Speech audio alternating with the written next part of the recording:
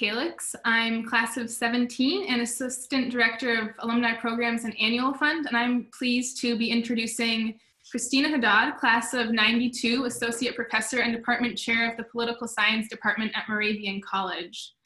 As a normative political theorist, Khristina is interested in the question of action in an individual and collective sense, and she teaches her students how to engage in reflective learning practice such as keeping handwritten commonplace books and to pursue political theory creatively in the systematic construction of new political visions. Khristina will be leading us through a writing workshop today. Thank you, Khristina. Hi, hello everyone. Good morning on the West Coast. I'm Khristina Haddad. I'm here in Bethlehem, Pennsylvania. Welcome to the Alumni College.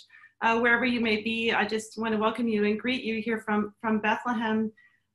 I was really hoping to be on campus this June. It was going to be my first alumni college that I could attend, and I was going to bring my daughter. And all that said, I'm just delighted to be here today. And I'd like to thank Calix especially for all her work in making the online version of this writing workshop possible today. So thank you very much, Calix. It's been a real pleasure to prepare this with you. I'd also like to say something else before we begin, which is very much on my mind. Alumni programs sent out a solidarity statement with Black Lives Matter, and starting this program, starting the Alumni College with that message out there, with alumni programs having expressed that solidarity and made it public, really means the world to me right now. And I'd like to thank everyone who was involved in making that happen. I think it's necessary for us to be able to do any work together. So thank you. I am thinking about explaining just a bit the workshop and what we're going to do together today. I'd like to thank Professor Sachs for his history lecture. I enjoyed listening to the lecture and also to the Q&A with the comments also about contemporary politics. I hope that that lecture will be on your mind as well as we start thinking about this writing workshop. And I'd like to just briefly outline how this writing workshop is structured. So I'd like to say a few introductory comments about thinking, writing, and action before we begin. And then we are going to ask you to weigh in with a few polls with some questions we prepared. And really, we'd love to be able to have, of course, a different kind of conversation, but the polls give us a way of finding out what you're thinking now and having that flow into the writing workshop. And also it may help you prepare what you would like to write. I hope you're comfortable where you're sitting. I hope you have everything at hand that you need to write. If you need to get set up, take a moment and do that now. That would be great. So we will end up having some time for Q&A. The middle of the workshop, though, is set up based on some writing prompts. I'll be discussing those, and then we'll have some quiet time. I will time each prompt to give everyone time to write at home. You will not have to share anything you write here. This is private writing. This is reflective writing. It's meant to give everyone a chance to process a lot of what's been happening recently, to get some clarity on how you're thinking about the information that's coming to you from so many different sources, and to think about what you're looking towards in the immediate future and maybe in the long term. I appreciated what Professor Sachs said about the different orientations in time of historians and political scientists. And I do believe that this writing workshop is directed at the immediate present and immediate future in helping people sort out some thoughts. Okay, so one of the things that I work on a lot with my students is slowing down. And most of you are probably right now immersed in the tremendous constant flow of political information. And that is a lot to take in and a lot to process. So we've had to right now take things in and rethink them at the same time. Those things are actually very difficult to do at the same time. I think this is a time in which we actually urgently need to act, but we also still urgently need to think. And this rethinking that is taking place is one that we hope to do in part today in the workshop. The rethinking that is taking place right now is very profound. It extends from very basic social encounters. I just this week needed to help a friend who was probably in one of the worst moments of her life, and she came to my house and I could not embrace her. And I think from that small personal encounter to the profound, large-scale systemic questions we're asking right now, that we are facing an unprecedented number of questions that require rethinking, and with an immediacy and the scale being sort of something unprecedented that's very hard to really take in every day. And a lot of people experience this, unsurprisingly, as stress, and hopefully the quiet writing time too will help with that. For me, this has been an interesting time to watch American politics. I came to the United States to go to read in 1989, and I came to read from Germany. The first fall in the dorms, there was a Post-it note in October on my door, late October, early November, and it said, "Khristina, your father called, the wall has fallen." And so these were very dramatic moments for me that happened at Reed. I was very much used to protesting public in Europe. And in all these decades I've been in the United States, I've always wondered where the people are. And I often ask my students when I look out onto the street, you know, where are the people? And of course, this, after all these decades of living in America now, I see the people.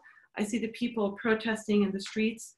And I just often wondered what it would take to bring Americans out into the streets in these numbers, and to have us see images such as the kind we're familiar with from places like France, where the protest culture is very developed.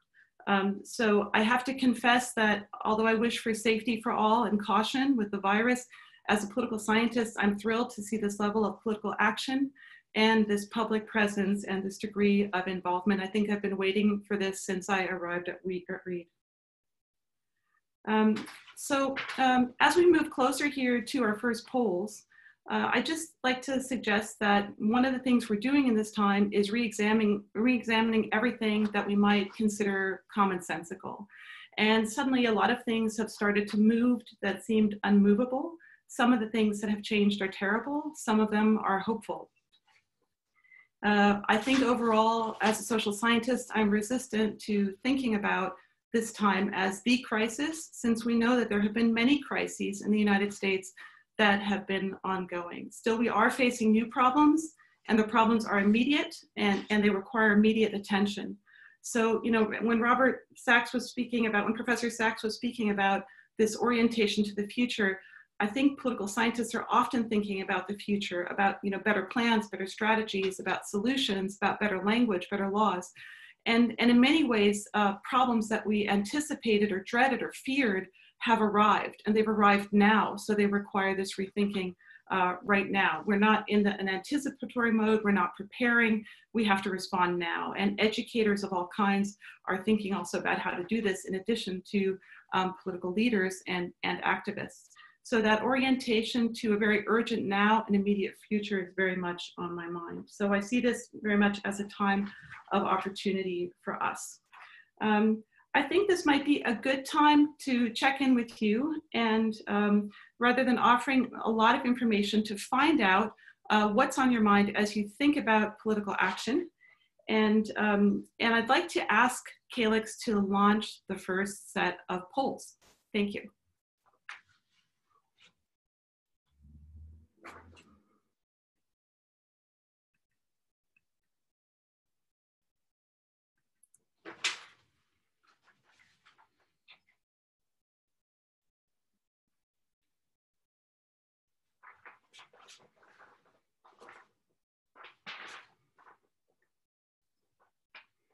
As we're waiting for the results to come in from the polls, as you're answering the questions, I just want to note, you know, as political theorists pay so much attention to language and to the importance of our terms, of our concepts, of names, of laws, and so on, I think it's remarkable to think about the shifts in language that have taken place recently and so quickly, things that seemed unmovable for a long time.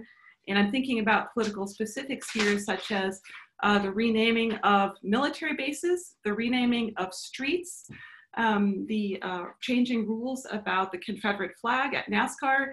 So on the language of symbolism and language, things are moving very quickly. And maybe those are also specifics that are helpful to think about as we get to the larger questions.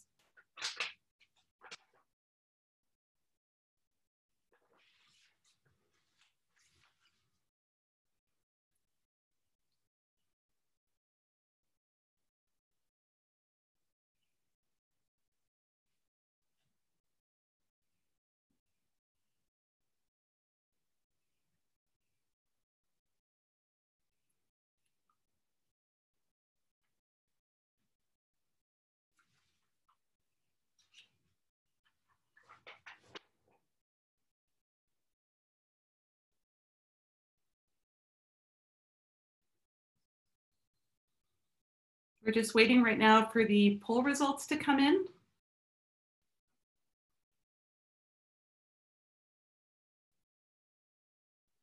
And as I'm waiting, I see myself here on the Blue Bridge at Reed. This was a bridge that was not here when I was an undergraduate. There was a cantilevered bridge that took you very close to the water. It was a really peculiar, unusual construction. And to see this modern bridge here today really seems almost space age to me. We got on the old bridge, we were very close to the water. We often stopped on the way to classes and looked into the water. But I do recognize the canyon, and it's lovely to be back even virtually like this.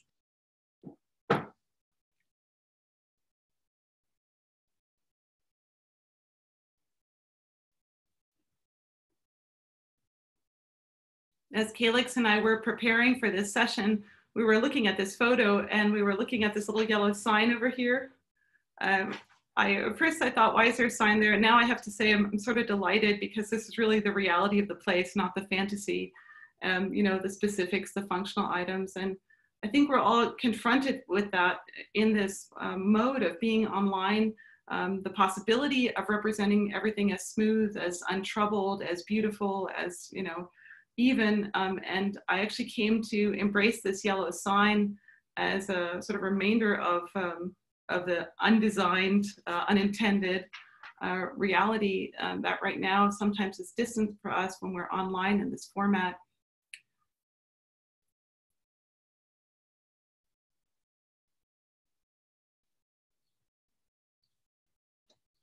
It is really my hope, though, you know, to be able to come back to Reed and to really stand on that bridge. I'm very much waiting for that. And I'd like to take my daughter there and stand on that bridge and think about this moment when we were online. I hope that we get to that point soon. I'm curious what's coming out of the polls. Calix, what does it look like? It looks like we have 25 out of 31 people responding. I'm going to end the poll now if that sounds good to you and check out results. Sounds good. Let's look at the results.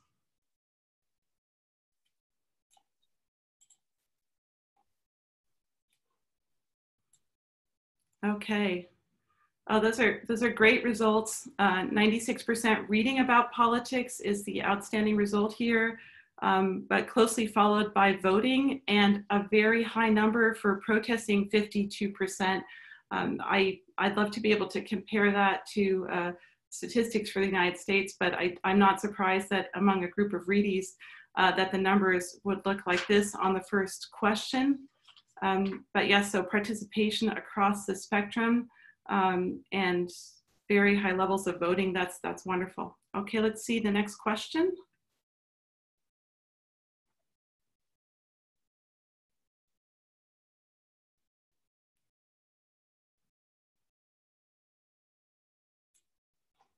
Are you able to see question 2, Khristina?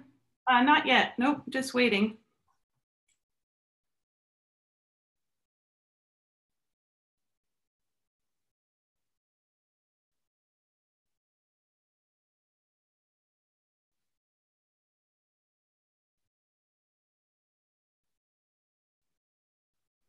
I see the note in the chat room, and I want to echo that sentiment. I'd also like to thank everyone who is protesting. It gives me tremendous hope for a democratic future to see these images and to be able to share them with students, with children, and to show people this is what it looks like when people are in the streets.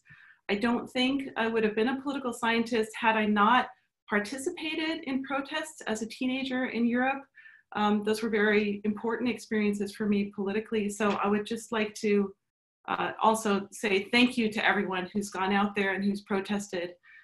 Thank you for taking the time. Thank you for the emotion and energy that involves. Thank you for the fantastic posters that are unforgettable.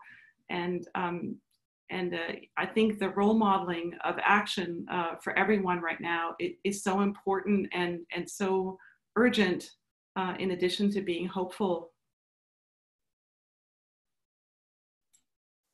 Khristina, it looks like question number 2 has come in and is located underneath question number 1. If you scroll down in your poll results, I can read those off though. Question number 2 is, how often do you write reflectively for personal purposes? We have 20% of people saying they write daily, 16% of people saying weekly. Monthly, we have 4% of people, and almost never, we have 60% of people.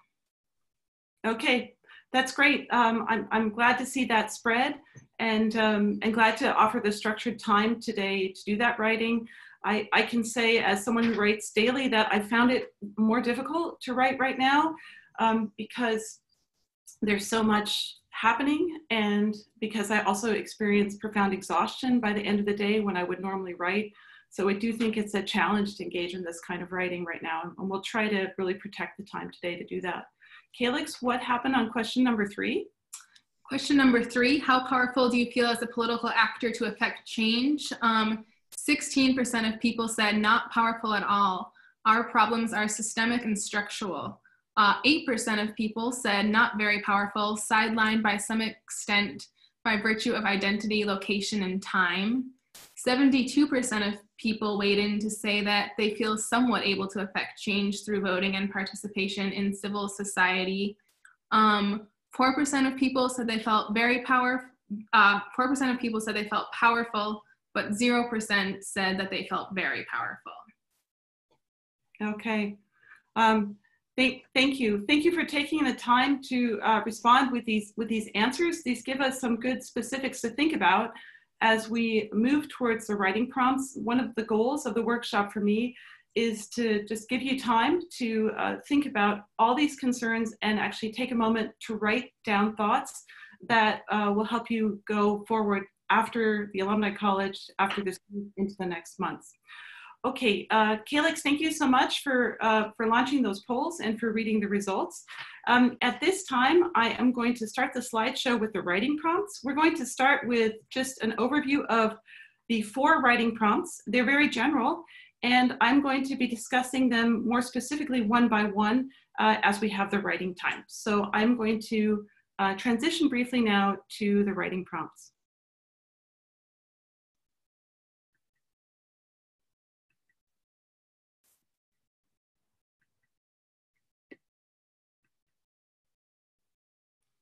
Okay, if my writing prompts are visible for everyone, I'll just go through them.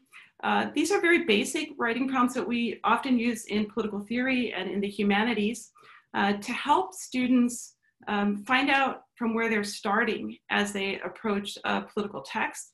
But there are also questions we can ask about the text in order to sort out the basic claims made by a political theorist.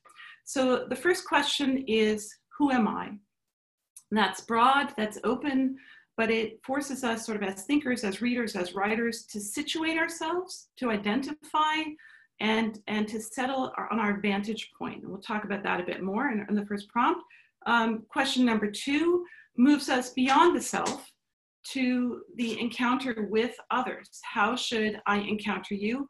I think that number 2 right now is deeply challenging as the pandemic, of course, has changed our encounters profoundly, but it's also challenging in other ways. I think that what Black Lives Matter has made very clear, that our encounters with each other have not been okay, have not been safe, have not been viable, and that they require considerable reconsideration. Number 3 is a question about knowing and thinking. how should we know the world? How should we learn about it? How should we get a sense of what the world is like? And the last question is the most explicitly political question, which is, how should we shape a shared life?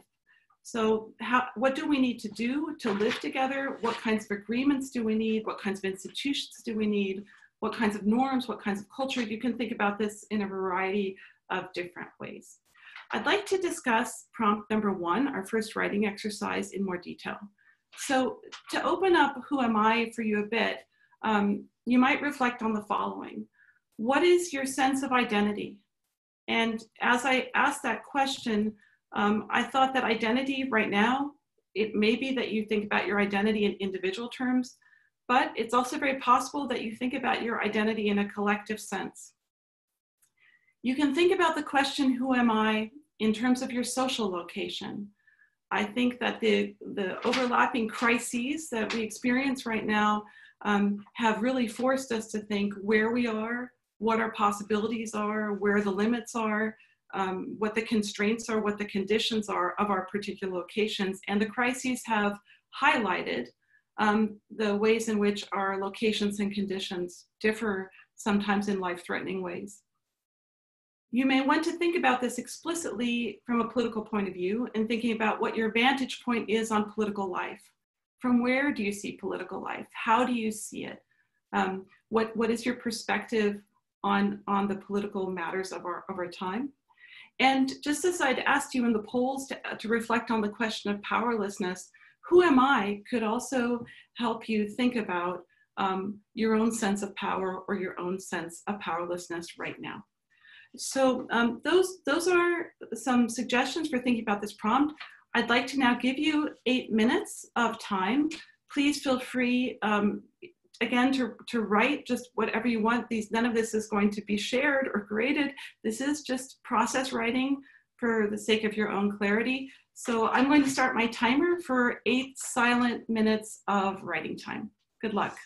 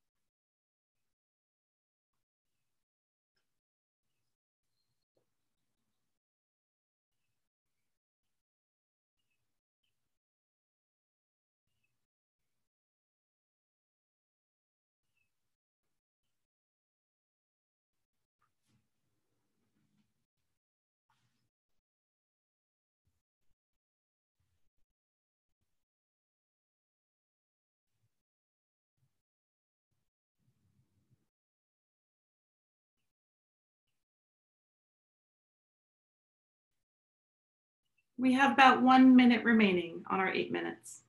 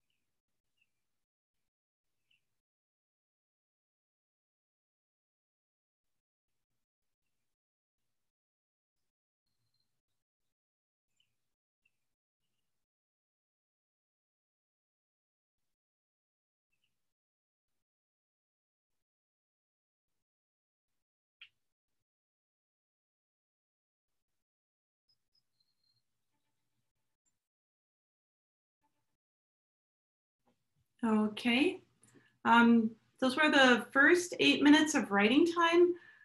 Actually, what I'd find very helpful is just to get a quick response in the chat to see whether that was enough writing time or whether you'd like slightly more.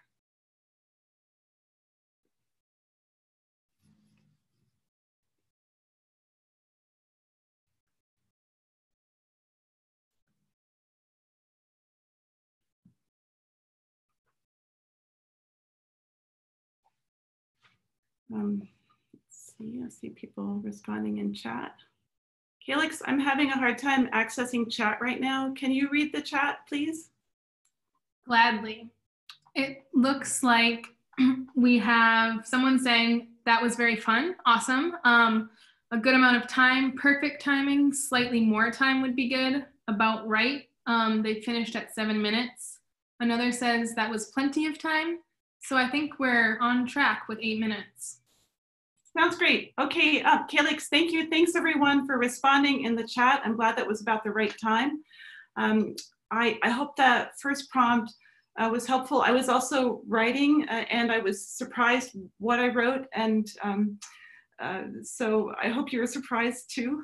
I will move us on to the next prompt, to question number 2. So question number 2 is the question of how we move out of ourselves, how we move past ourselves, and how we engage others, how we encounter others. I think this question is very much been on my mind in the context of the pandemic. I have 2 high-risk family members and a young child with whom I'm in contact with on a regular basis. And I feel scared and I feel protective, and I feel that my body, which is normally very flowing and warm and friendly in terms of shaking hands and hugging people and coming close to people and helping people, my body is kind of locked down in a lot of social encounters. It's a very strange experience. This question is, again, sort of having to move out of that place and actively think about the other person and how to encounter that person. How should I encounter you? How should I encounter you? Some options for thinking about this. Like I said, I think about this literally. How do I encounter the person I run into on the street? How do I greet this person? How do I interact? What do I do? What do I not do now? So we can think about this in a very concrete way right now. We can, of course, always think about it in the broad way in which the question implies, which is ethical. How in principle should I encounter other people? You know, what do I owe other people? What can I give other people? What's my responsibility in interacting with them? Maybe I have to think about it differently too. Sometimes I have to be self-protective. So we could take that from different angles ethically, but that would be a question in principle we could think about, right? What does this encounter look like now ethically? And then, of course, I think what's on all of our minds too, politically, how should I treat those with whom I agree? I don't think that's such an easy question. It may seem easier than how we engage those with whom we don't disagree, but too much agreement can also be a problem. and can lead to disagreement about smaller things that didn't seem to matter or before, but now that matter a lot.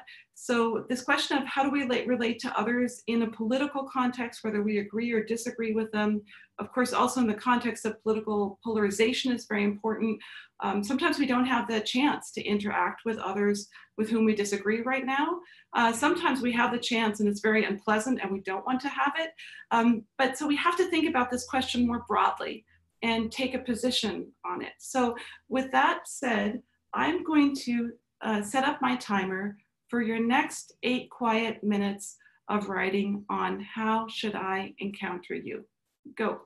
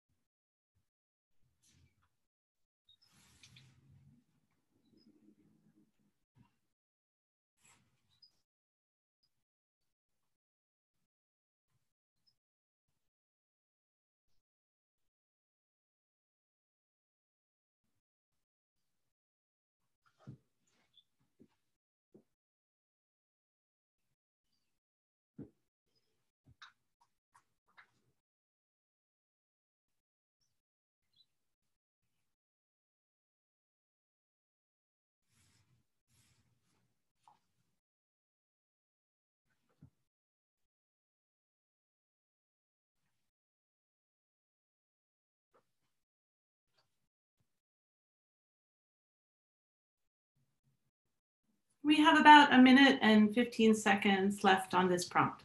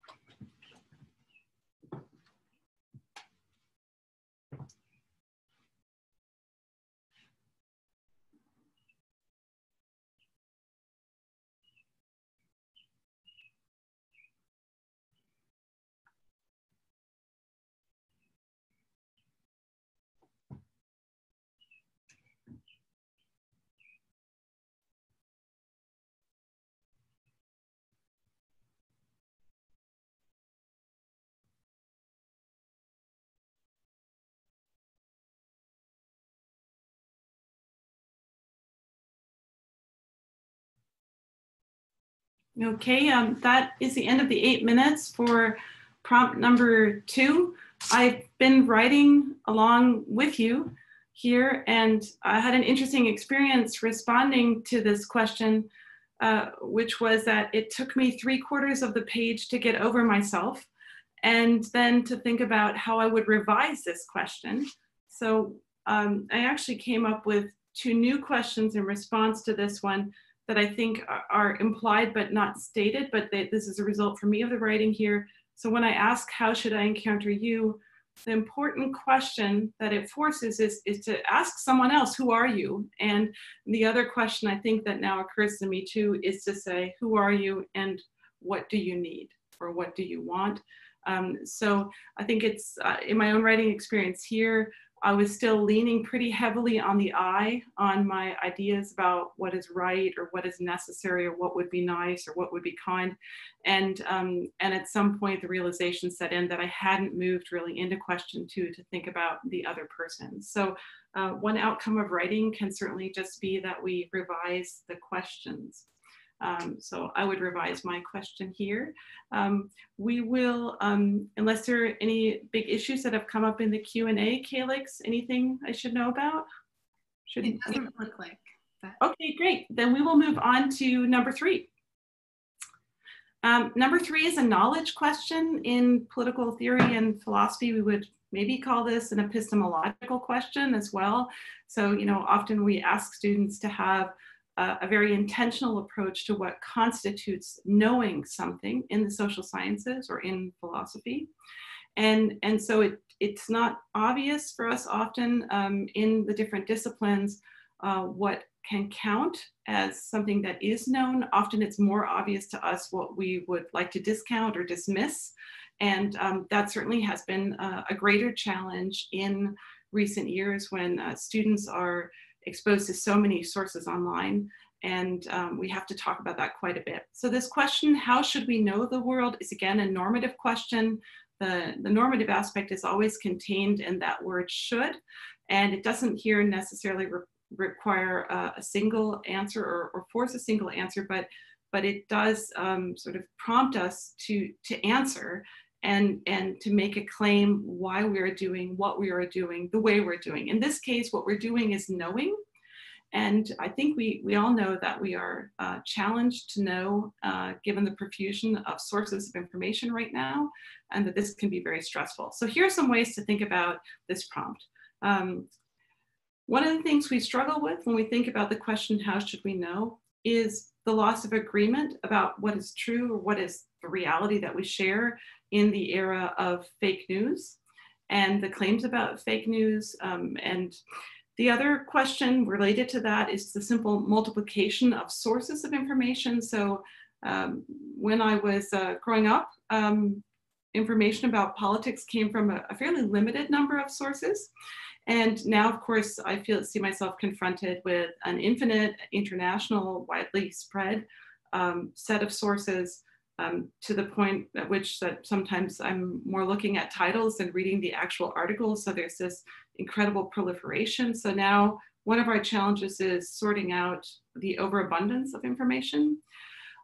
Personally, what I experience as a working mother is not having enough time to read everything, to know everything, to get to the bottom of everything, to fact check everything that I would like to know for certain.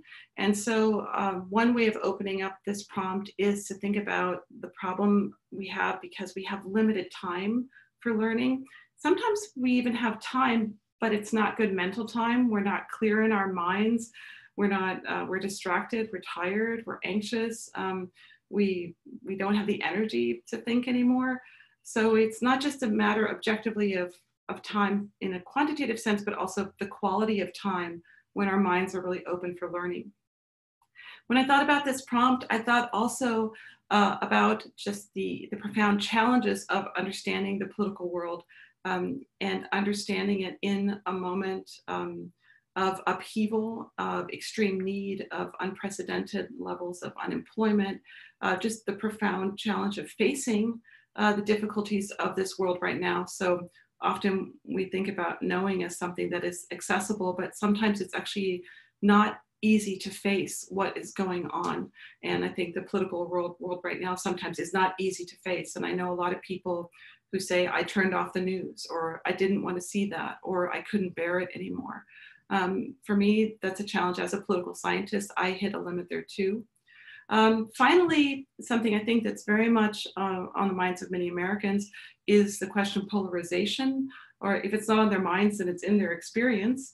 And one effect of polarization is that I know less because I have reduced the other person's position to being wrong, bad, evil, whatever it is, immoral. And for political scientists, this is a catastrophe. You know, we need to know more about the debates and the arguments. And so the reduction of information in the social moral dynamics of polarization for political scientists is a matter of great concern. We need our students, you know, to have more information, more differentiated information, more critical information, and also to be open to hearing information from different sources and different sides. So polarization is a challenge in the classroom, and it can also impede our ability to learn about the world and to learn about other people and how they see the world.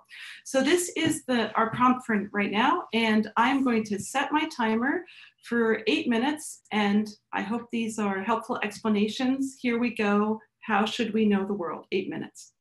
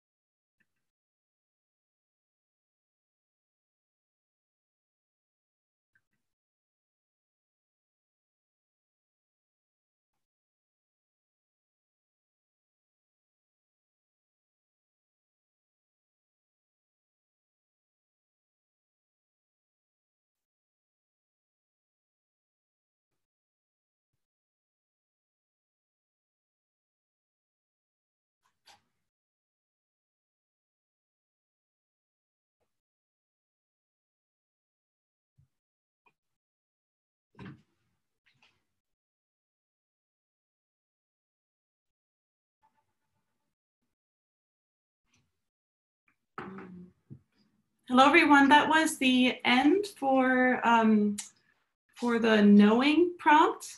I just checked out of the slides for a minute to have a look at your comments in chat. I would like to say that, you know, as you're finishing up writing, I'd just like to respond to some of these before we move on to our next prompt. We would very much like to have the opportunity to have a conversation about your insights from this writing. We are going to launch another set of polls after the next prompt, and we hope to also have a Q&A after that. So that's the way in which we're going to be able to speak in this format today. I very much wish we were in the classroom and I could just respond to everybody directly, but we'll do our best in this format, and there'll be some opportunities for asking questions and giving more feedback after the next prompt. I'm going to give people a chance to finish up. I'm going to go back to slides.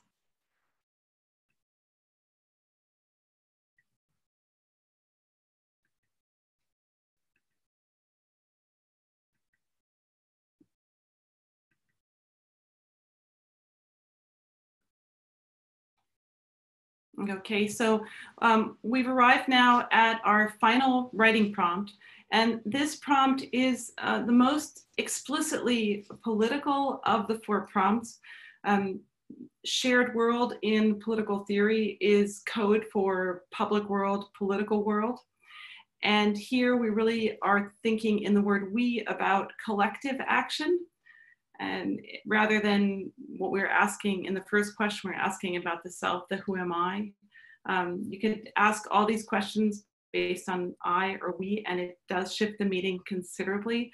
I would like us to try to think from the point of view of a we, even if we want to problematize that we and investigate it a bit, that's fine. I think every word in a question is open to questioning. I think that's the first thing I learned at Reed, is that sort of the obvious formulations bear investigating and poking at, and a term like we the people, of course, right now is a problematic term. It's a problematic we to think about these foundational documents and the way in which we was deployed there and has been deployed for a very long time. So feel free to engage the questions critically. I do. I don't feel like the question has to guide you. You can also engage the question directly. But as I was thinking about this last question, I did want to move us on to political action and thinking about ways in which we might want to continue to be politically active or start to be politically active.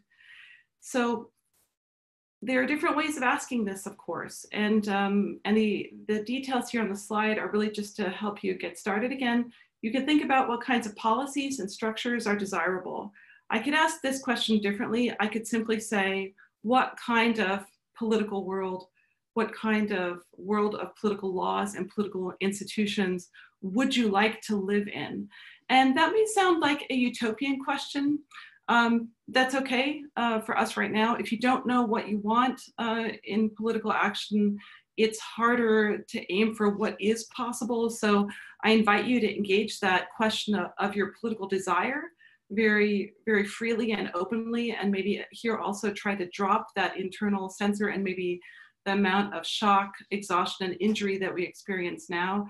Some of the things we want right now are very simple and very straightforward in terms of we want certain kinds of police practices to end. And some things are broader. So what kinds of policies and structures are desirable? How can we account for different needs? For me, this is one of the most important questions right now.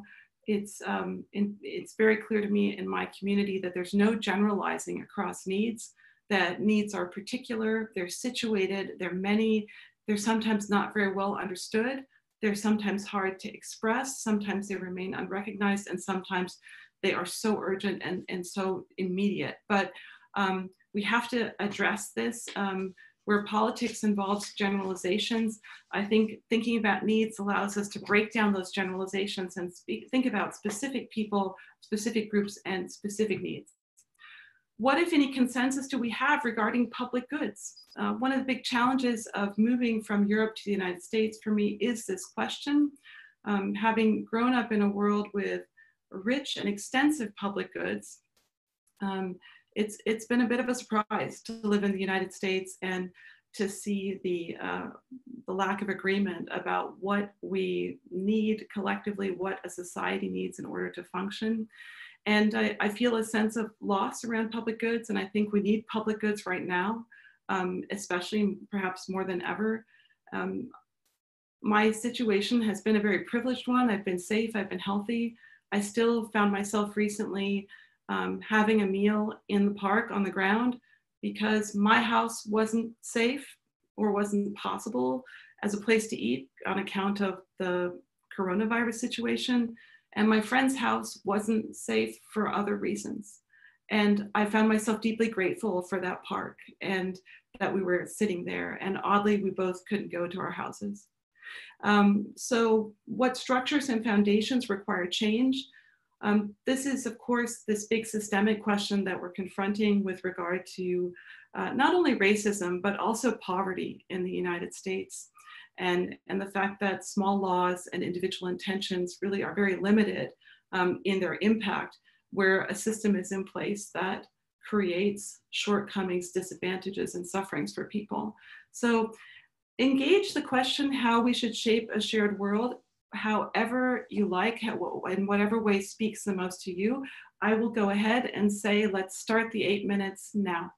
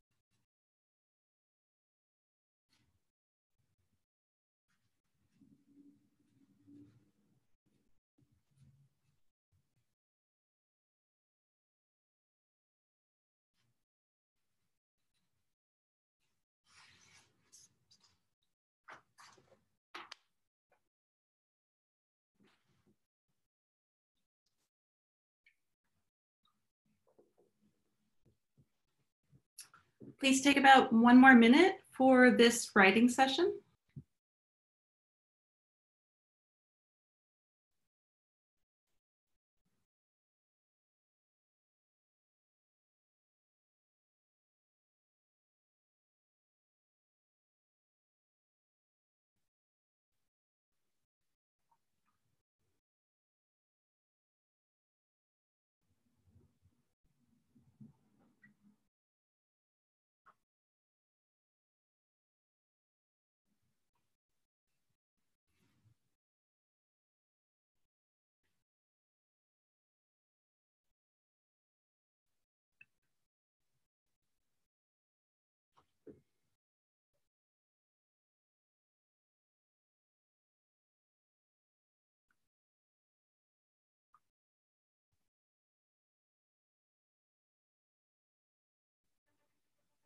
Okay, that ends our 8 minutes on the last writing prompt.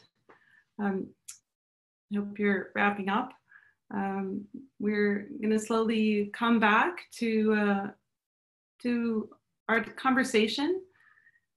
There's been an interest in sharing what is written and reflecting. The size of this group actually makes it possible for us to have more of a discussion than we had anticipated. This is wonderful, and we would like to do that. As you're finishing your writing, Calix and I are going to be getting ready to launch a second set of polls, in part to help you reflect on the ability to concentrate on your plans for political action now, maybe especially after thinking about these questions and writing. And so we're going to just give this a couple more seconds for everyone to finish. And then Calix, anytime you're ready, it'd be great to launch those polls. Launching now, Khristina. Thank you.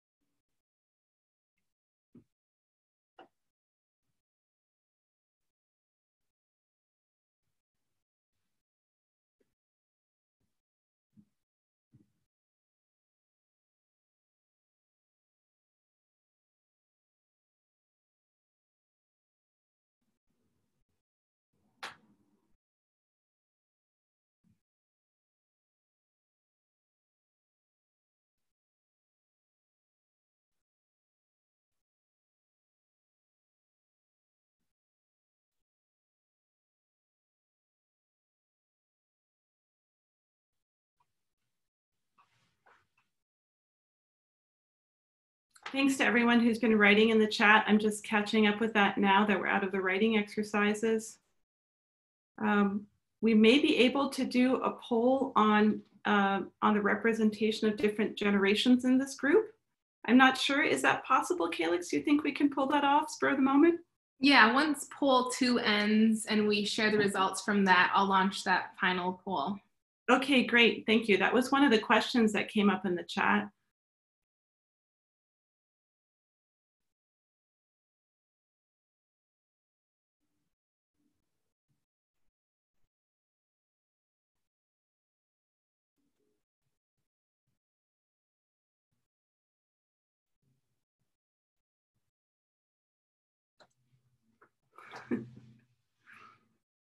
I really like the changing out of the PJs comment. That's excellent.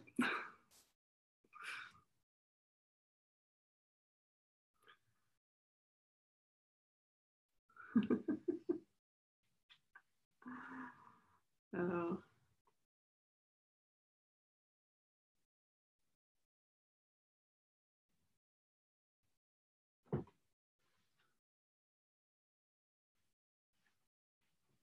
Elizabeth Terry, my daughter is 9 years old.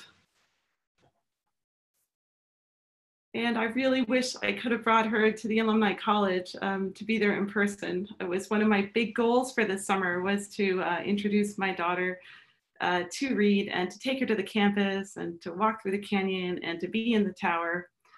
So I'm just walking through here through the chat questions here, and we're waiting on the poll results.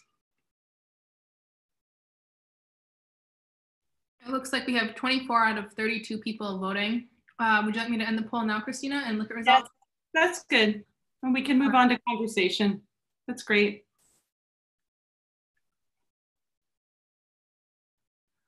Okay, that's nice. So 39% said it was very easy to write in a reflective manner today. Most people, I think this is a wonderful, honest answer, said, you know, it takes some effort. This is my experience writing every day, that I try to write every day, but it can be a struggle sometimes to find a focus or to find the energy or to find the time, or sometimes even to feel that what I'm writing is worth writing. That can be a challenge as well. So I appreciate those honest answers about the effort, and also the challenging answer. This is my experience in teaching political theory. that it's really not so easy to jump in and to respond to questions without much preparation. So thank you for those reflections. Very interesting to know here.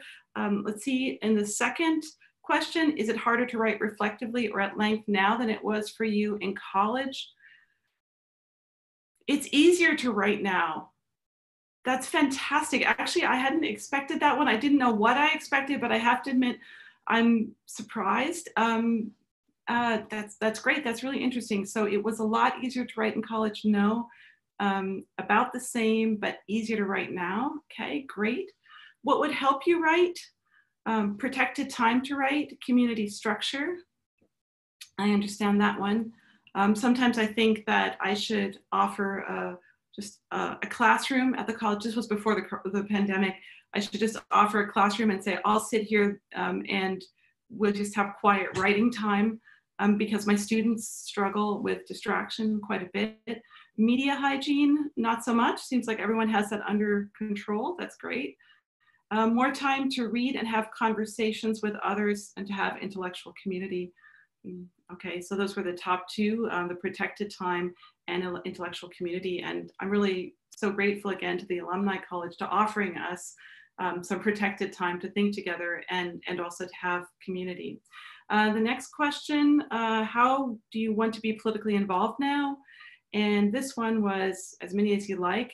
And I'm very heartened to see how many people picked all of the above and voting. That's excellent. Also, voting and engaging more broadly in the formal political process. This is indeed what I would expect of Reedies. And I think it's good we see the different approaches with protesting, voting, and the different combinations here. So that's a high level of political engagement. Thank you for responding to this poll. I think that's very helpful. I hope that the question about your writing and about reflective writing and what makes that easier for you can be helpful once you leave this workshop and go into the coming months, which are still going to be very busy with news. And I hope you can use those insights about reflective writing time to withdraw a bit and to think and to just take some time to process thoughts and to slow things down while they're moving very, very quickly. Okay, I'm going to go ahead and close the poll on my screen. Calix, what's our option now for having a conversation?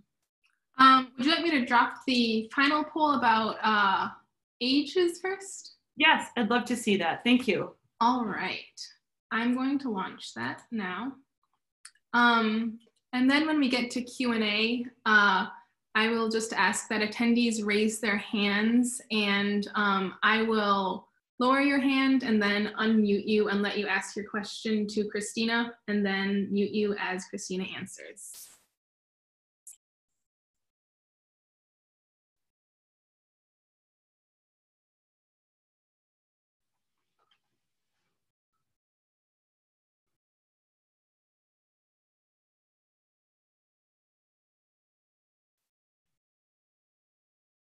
No, I love seeing all these comments coming in about people bringing their kids back to read and what those experiences look like.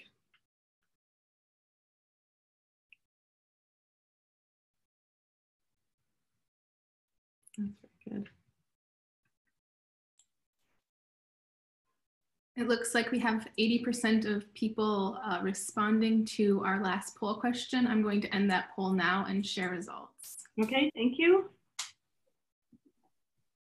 Okay, interesting. So now we have an impression of the group generationally. I think this is what we would expect with alumni. Not so many people, nobody in their 20s, evidently, and then peaking in the 60s, and we have members in the group in their 70s.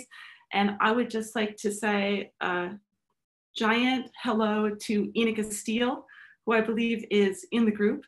And to thank her for the ways in which she's kept me connected to Reed. Inika, hello. Thank you so much for keeping Reed alive and you know, in my mind all these years, even from so far away. Inika worked for many years in development at Reed, and I had the good luck of renting a room from her when in my second and third year, and she has remained my friend ever since, and I could not be more grateful. So Inika, hello, hello. Now, Calix, can we move on to a conversation so we can hear some voices? Our first question comes from Lori. Let me unmute Lori. Lori, you are allowed to talk now. Feel free to share your question with Khristina. And make sure you're unmuted as well, please.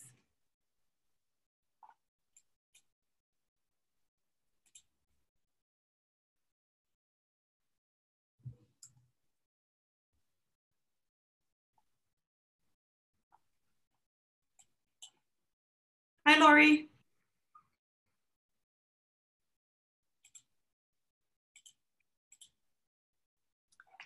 It looks like Lori isn't able to ask her question now.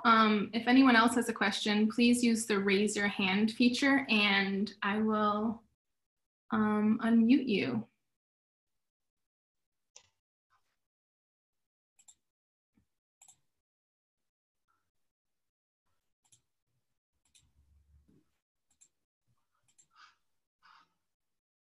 All right, Molly, feel free to ask your question. Hi, Molly. Hi, Khristina. Thank you for doing this. Can you hear me? It's my pleasure. Yes, I can hear you loud and clear. That's great. Thank you. Class of 75, so I'm a 60s person, age-wise, and high school-wise too, I guess. I am very involved politically in the Minnesota DFL, but on a very local level. And we are always looking for people to write letters to the editor. And I've just took on that assignment. And I find it to be like a waste of time. They generally are, that person's dumb, my person's smart, be like me, vote for my person. And, you know, and plus I live in a rural area in northern Minnesota. So the opinion page is extremely unsophisticated. So but yet, you know, writing can be so powerful and a really great way to connect with people. And because it is a small town, everybody sees it. So I don't know if that's totally the different end of the spectrum of what we've been talking about, but it is something I'm engaged in and it's very real for me. So I thought I'd try. Okay, thank you for that thought about writing to local newspapers. I just like to tell you that I work in a small political science department, and I have a colleague who was constantly, you know, very engaged as a public intellectual, and he was publishing here in Bethlehem and writing letters to the editor. And he not seldom really received, you know, very violent responses, a lot of threats, some death threats. And it's hard. I mean, if you put yourself out there, things are going to come back at you. I think my advice is for that kind of writing right now, to be aware of that, that anything that goes out will come back, but also to be courageous in terms of giving an account of the world and speaking about specifics. And my advice is to back away from the language that everybody uses and to just describe things. I live in a small town, and you know, we often say in Bethlehem that people may not always say the right thing, but they'll save your kid if a Mack truck is driving up, you know?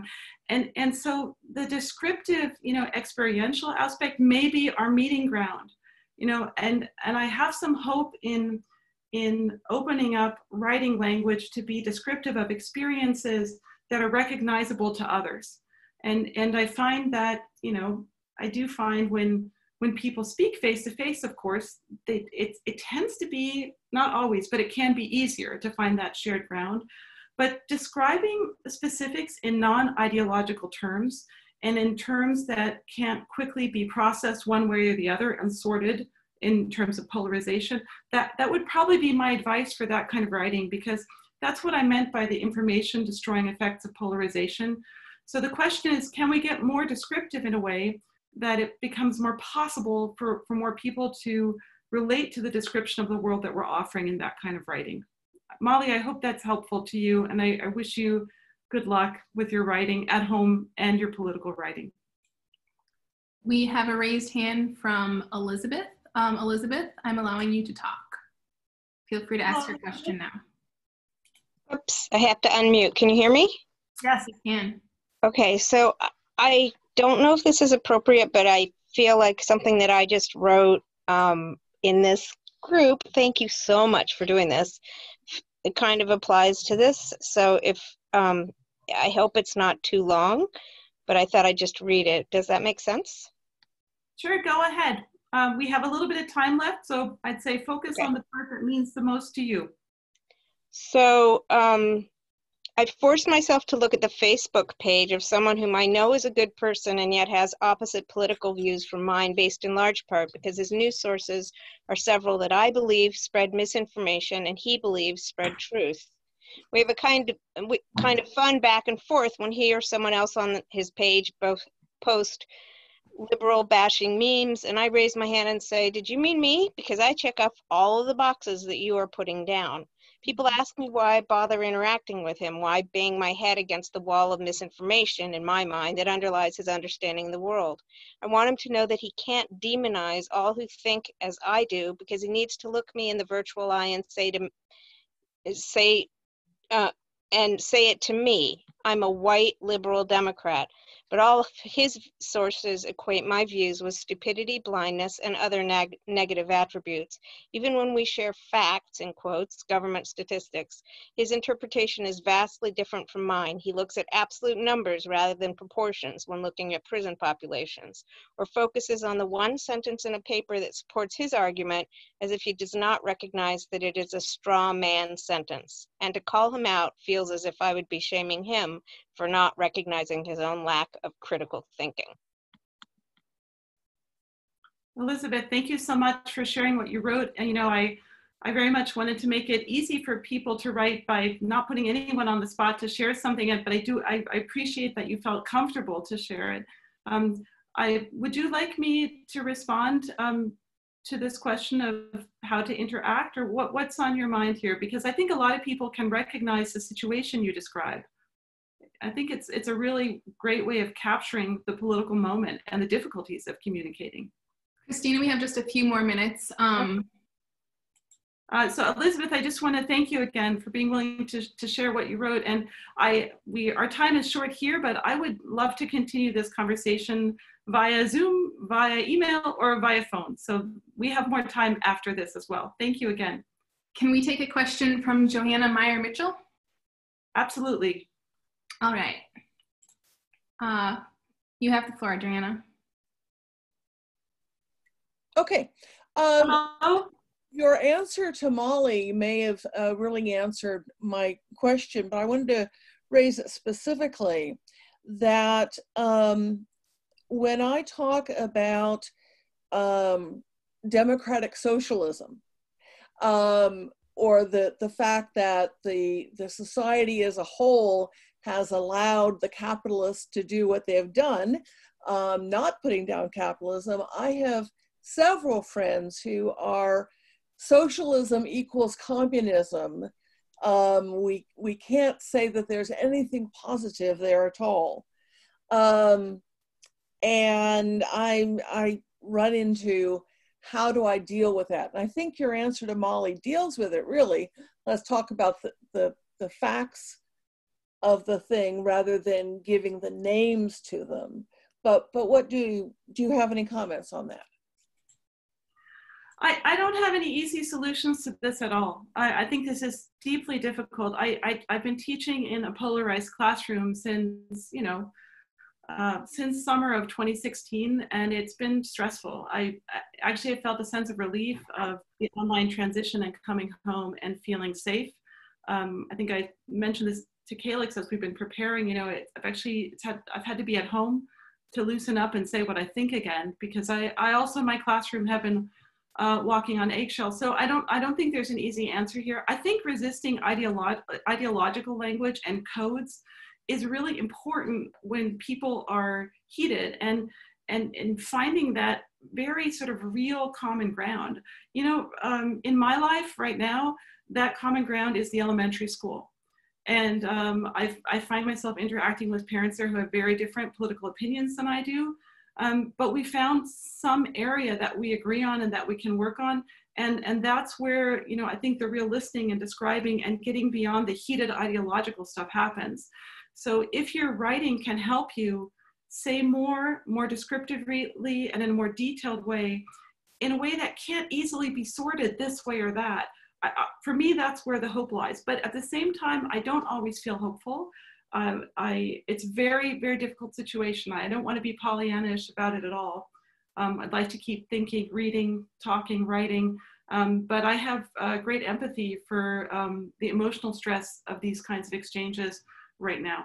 I just think it's especially right now important to know our own minds, and I see reflective writing as a way of knowing our own minds so we can be more critical, more differentiated, maybe also more calm when we engage in really heated political exchanges. I hope that helps a bit. Long Thank problem. you so much, Khristina. That's the end of our program now.